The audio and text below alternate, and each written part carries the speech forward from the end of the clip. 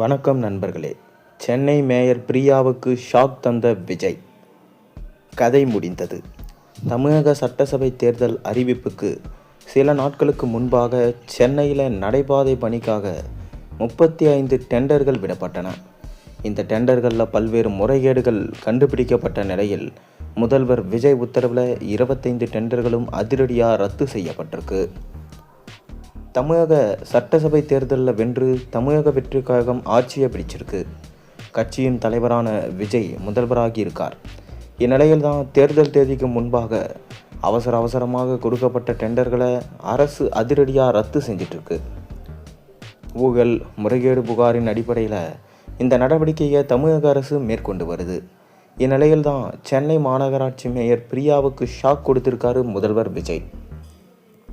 அதன்படி தற்போது சென்னை மாநகராட்சியின் 35 டெண்டர்கள் அதிரடியாக ரத்து செய்யப்பட்டிருக்கு. இந்த டெண்டர்கள் தேர்தல் தேதி அறிவிப்புக்கு சில நாட்களுக்கு முன்பு வாங்கப்பட்டிருக்கு. தமிழக சட்டசபை தேர்தல் மார்ச் 15ஆம் தேதி இந்திய தேர்தல் ஆணையத்தால் அறிவிக்கப்பட்டது.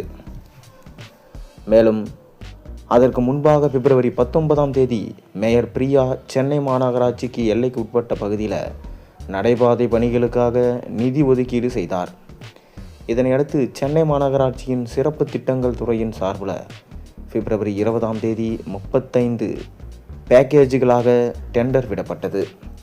அதன்படி சென்னை அடையாறில் உள்ள சாஸ்திரி நகர், பெசன் நகரில் உள்ள 4வது அவென்யூ, ராஜா முத்தையா சாலையுடன் Jawaharlal Nehru stadium, Kilpauk Barnaby road, Mylapore doctor PS Sivaswamy சாலை உட்பட பல இடங்களில் நடைபாதைகள் அமைக்க டெண்டர் விடப்பட்டது.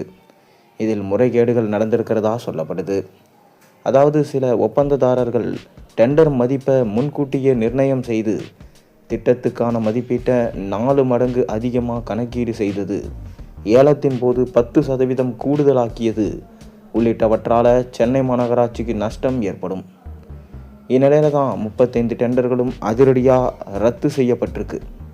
இதில் ஒவ்வொரு டெண்டரும் 2 அல்லது 3 சாலைகள் உள்ளடக்கியதோடு மட்டுமின்றி அதன் மதிப்பு ரூபாய் 8 கோடி முதல் 9 கோடியாக இருக்குது. மொத்த மதிப்பு என்பது 284 கோடி ஆகும்.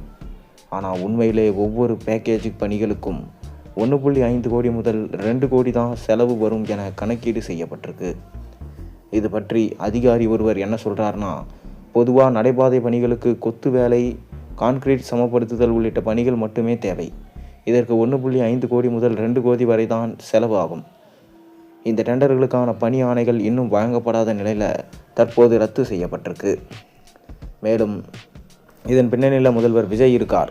முதல்வராக இருக்கும் விஜய் நகராட்சி நிர்வாகம் மற்றும் குடிநீர் வழங்கல் துறையை தன்வசம் வச்சிருக்கார்.